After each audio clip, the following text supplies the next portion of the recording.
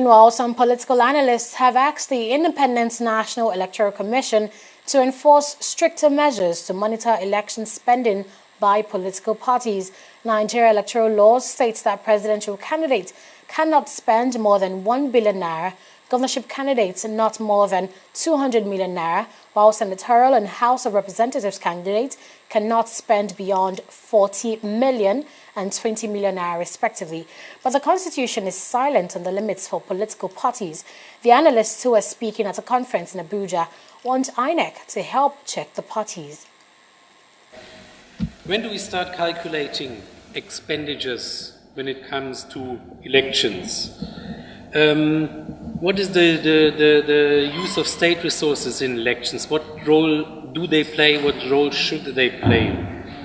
What is the role of the media also in that whole electoral cycle?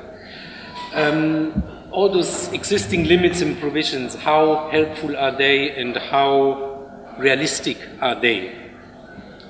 Whose role is to monitor all those provisions that exist? In how far have we succeeded in monitoring those provisions, and what are the major challenges when it comes to monitoring campaign financing? Why is it so difficult to enforce these laws? Whose responsibility is it, or should it be? And what role will it have in the upcoming election in 2019?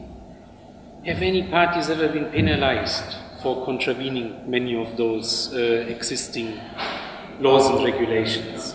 Essentially, we are saying that since candidates have an obligation not to exceed a certain ceiling, and they also by now have a reporting obligation, we want to see INEC make a demand on these candidates about how much they spent and get the reports as demanded by their rules. We are also talking about the fact that it's only candidates that have a ceiling. Political parties have no ceiling, so it's more or less like removing the ceiling, because if you finish spending money and hit the ceiling, you can now hand over the money to the political parties since they don't have a ceiling at all. So there were a number of other loopholes that we saw, and the whole idea is that we have the political parties here, we have INEC here, that the system should be interrogated so that we can draw lessons from the past mistakes, and then going forward towards 2019, those loopholes will be plugged.